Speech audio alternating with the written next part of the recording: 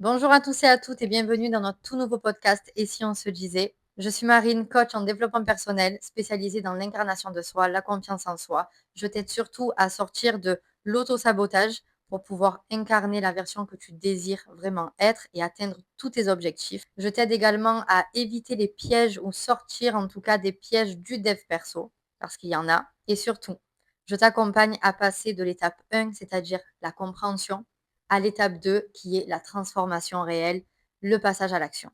La petite particularité de ce podcast, c'est que je ne suis pas toute seule à l'animer. Je suis avec mon fils qui s'appelle Janelli, et qui a 10 ans. voilà. Ce podcast sera animé majoritairement, donc vous l'avez bien compris, par mon fils et moi-même, mais il y aura également des vidéos où je serai toute seule sur certains épisodes, sur certains sujets qui nécessiteront pas forcément la présence de mon fils. Et c'est vrai que ce podcast est né, pourquoi? Parce que on a reçu pas mal de messages, hein, de questions concernant ce que je pouvais transmettre à Janelli. C'est vrai que beaucoup de personnes de notre entourage même des personnes qui nous suivent, hein, nous posent souvent cette question et s'interrogent sur le fait que, en fait, ils ont remarqué que Janelli a un très très bon mindset déjà pour son âge. Et il y a une question qui revient très souvent. C'est Marine, est-ce que tu inculques, est-ce que tu transmets le développement personnel à ton fils et toutes tes connaissances? Et c'est pour ça que cet épisode s'appelle Et si on se disait? Que le développement personnel n'est pas que pour les adultes. Yes, exactement. Donc du coup, dans ce podcast, on va vous inviter à prendre part à nos conversations. Donc c'est pas forcément quelque chose d'hyper préparé, mais c'est des échanges qu'on peut partager avec vous. Donc n'hésitez surtout pas en commentaire à nous poser vos questions pour pouvoir en faire d'autres épisodes également et à échanger avec nous. Donc du coup, on va répondre à la première question. Est-ce que je te fais faire plein d'exercices de développement personnel? Est-ce qu'on parle tous les jours de dev perso et de tout ce que maman a pu apprendre et de tout ce qu'elle enseigne? Déjà, elle me fait quelques exercices, mais rarement. Et on parle pas tous les jours de dev perso, mindset et tout. Exactement. En fait, c'est naturel pour lui et je ne lui apprends pas le développement personnel, je lui apporte des clés qui vont pouvoir l'aider pour son futur et même maintenant, parce que ça l'aide déjà maintenant. Et en fait, le mindset qu'il a, il est naturel puisque c'est quelque chose qu'on développe en réalité au quotidien. Pour nous, en fait, c'est pas des leçons de dev perso, c'est plus, en fait, on se sert plutôt de notre quotidien et quand il arrive quelque chose dans notre quotidien, c'est là où on va communiquer tous les 2 et on va échanger et apprendre de ce qu'on vit. Est-ce que tu as un exemple? En fait, je suis rentrée de l'école et j'avais retrouvé la photo de classe. Et ça m'a fait penser à l'UF et tout. Et que du coup, je pouvais plus voir mes copains et mes copines. Et du coup, j'avais pleuré. Et ma mère, elle m'avait appris que, que même si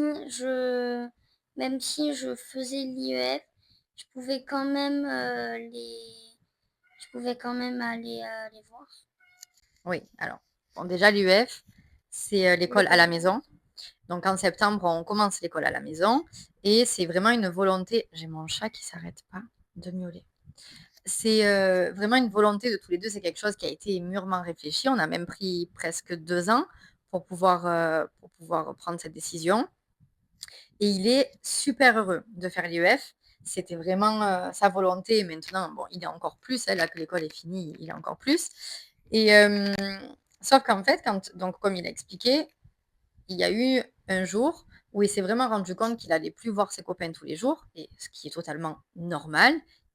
Ça l'a rendu triste. Sauf que ce jour-là, il a pensé que le fait d'être triste signifiait qu'il ne voulait peut-être plus faire l'IEF.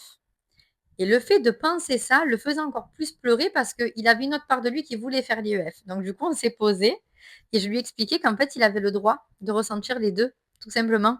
Quand on change, quand il y a quelque chose qui change dans notre vie, quand on avance, faire quelque chose de nouveau et qu'on laisse derrière soi certaines choses, parce que c'est la vie. J'aime bien dire c'est le jeu de la vie parce que c'est ça. Ce qui se passe, c'est que on a le droit d'être heureux d'avancer vers quelque chose de nouveau et d'être à la fois triste de quitter certaines choses de notre ancienne vie, en fait, tout simplement. Donc, du coup, c'est vrai que à ce moment-là, on s'est posé, on a beaucoup communiqué. Je lui ai dit que c'était tout simplement normal de ressentir, d'être triste, de ressentir de la tristesse au fait de ne plus voir ses copains tous les jours, mais que ça ne signifiait pas forcément qu'il voulait plus faire l'UF, parce que quand je lui ai posé la question, il me dit non, mais je veux le faire, mais en même temps, je suis triste et en même temps, donc il savait plus trop. Donc du coup, oui, parfois, quand en fait, on se sert beaucoup de notre quotidien pour poser des mots dessus et, apprendre autant lui que moi, hein, parce que ça va dans les deux sens. Mais du coup, oui, c'est hyper important de pouvoir communiquer tous les deux. Et on se sert vraiment du quotidien. Je vais te poser une question et ensuite, on va faire un jeu. Et je pense que ce jeu, on le fera peut-être quasiment à tous les épisodes, mais autour d'un thème en particulier, donc du thème de l'épisode.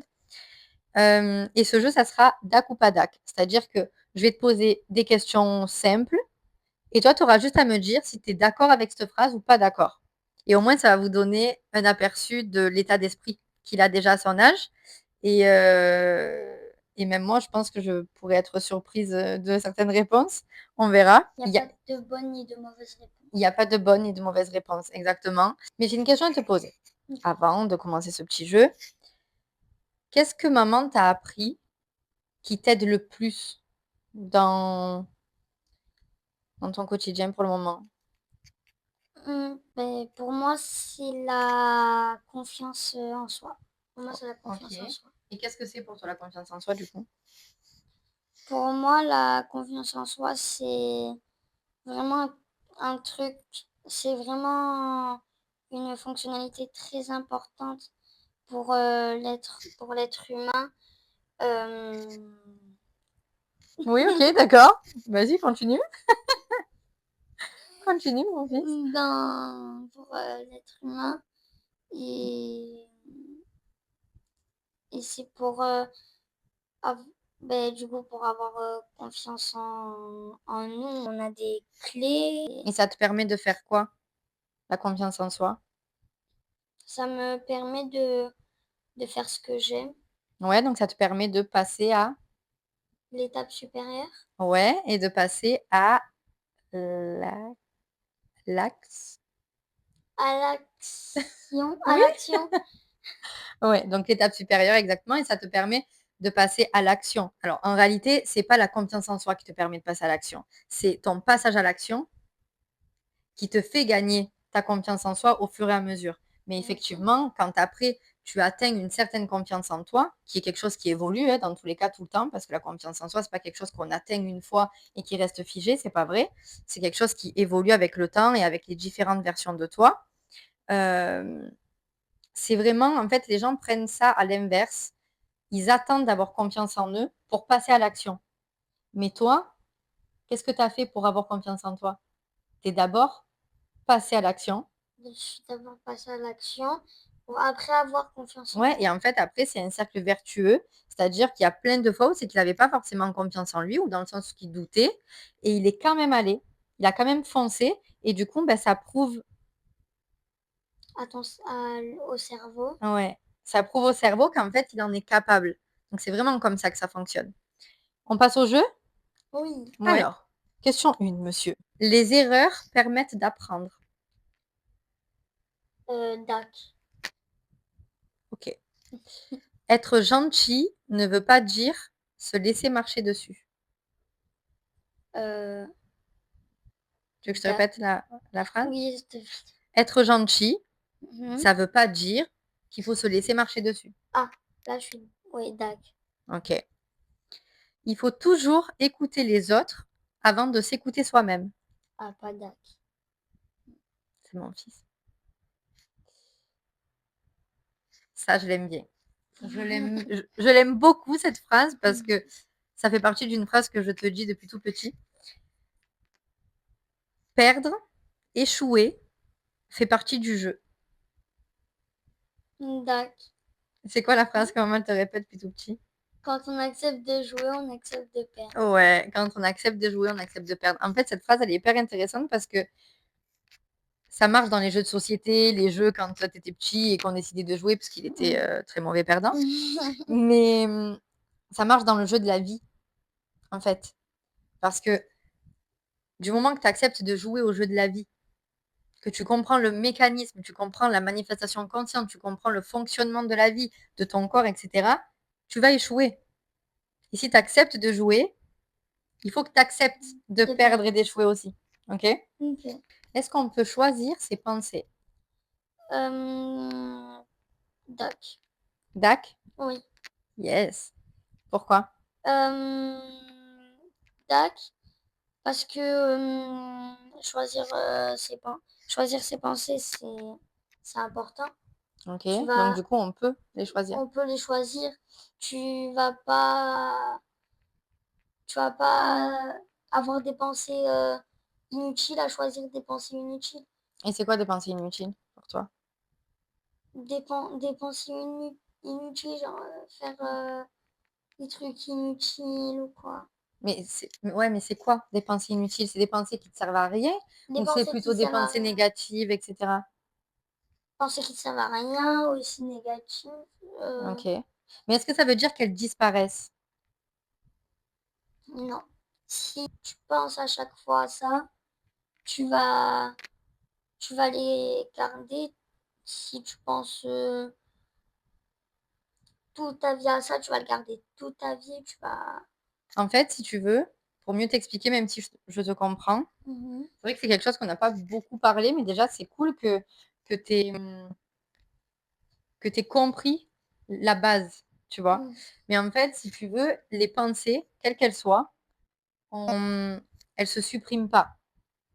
Il y en a qui vont partir avec le temps quand tu nourris autre chose, mais elles ne se suppriment pas. Et il ne faut pas chercher à les supprimer, les pensées négatives, les pensées inutiles. Elles sont là, elles sont là. Il faut apprendre à les observer. Tu comprends? Moi aussi, j'ai soif. Mhm. Attendez, je bois. Ça donne soif de parler. Hein. T'as vu? Donc, en fait, ouais, les pensées, il faut apprendre à les observer. Mais tu as raison sur le fait qu'effectivement, on peut choisir ses pensées. On choisit sur quelles pensées on porte notre attention.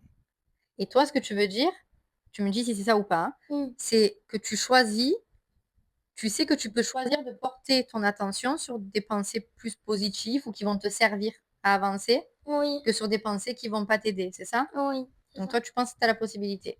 Oui. Bah ok. C'est good. Les adultes ont toujours raison. Pas d'ac. Yeah. Comme on dit, la vérité sort de la bouche des enfants. Oui. Alors oui, effectivement. Mais qu'est-ce que je t'ai toujours appris par rapport à ça? Même que nous sommes des adultes.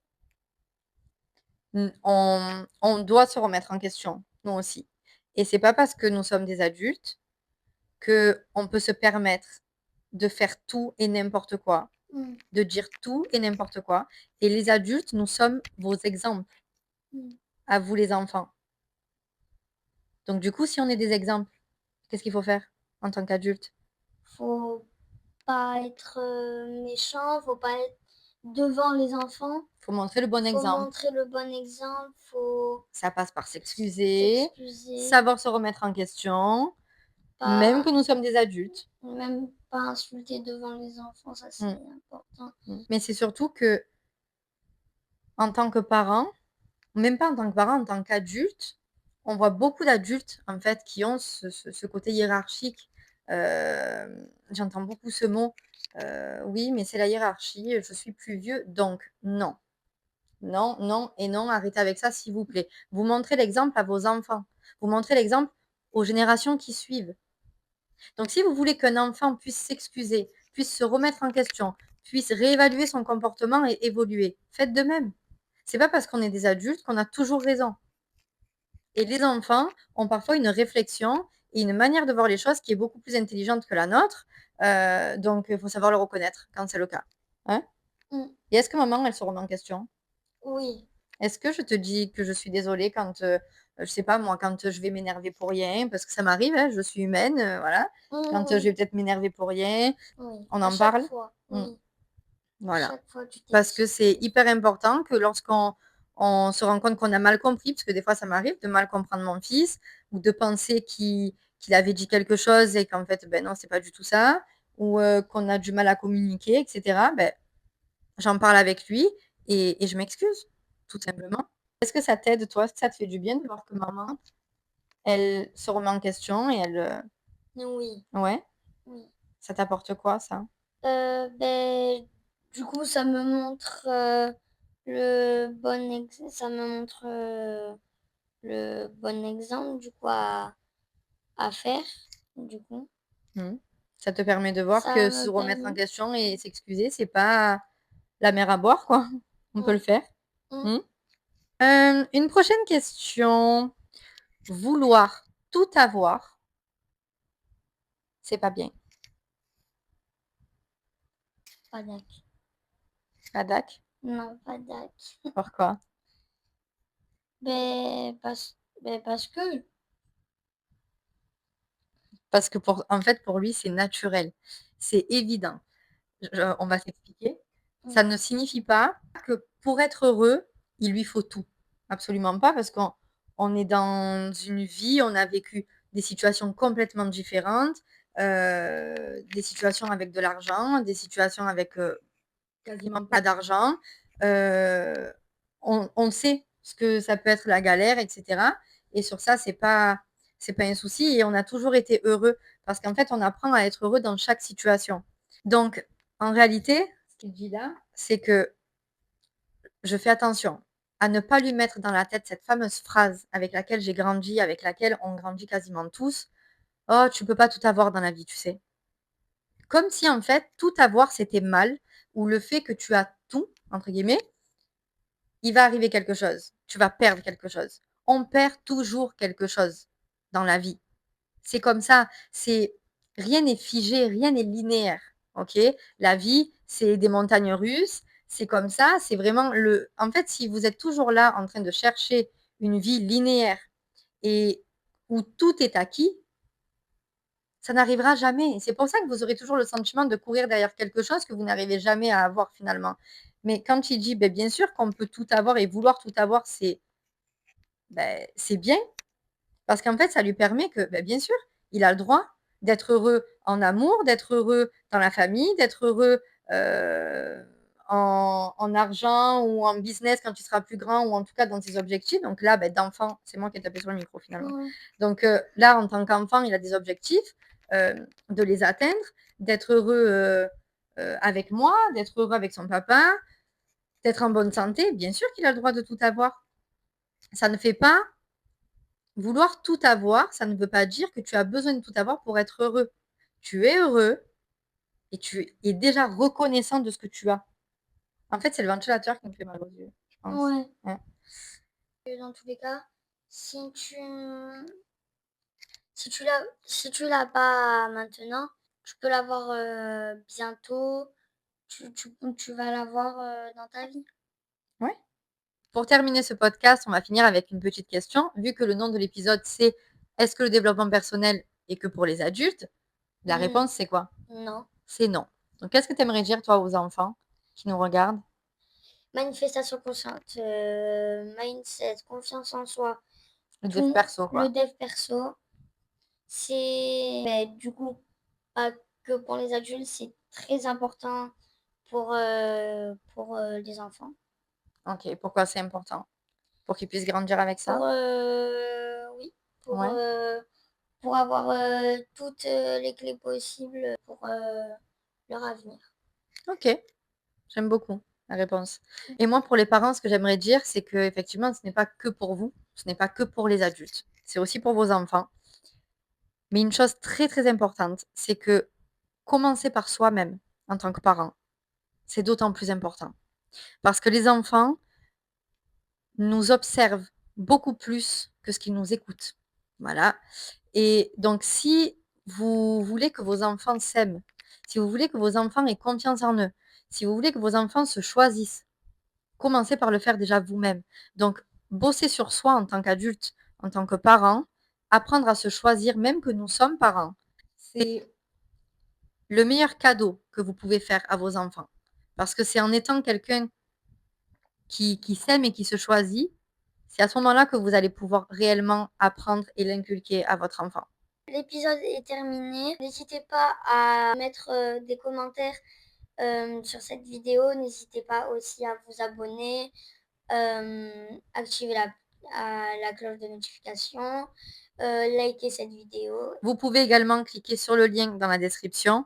Il y a mes accompagnements, mon programme complet. Vous pouvez également télécharger les 15 premières pages gratuites du programme. Comme il vient de dire, n'hésitez pas à poser des questions, à mettre un commentaire pour pouvoir peut-être créer de nouveaux contenus et d'autres épisodes. À très À très bientôt. bientôt. Bisous.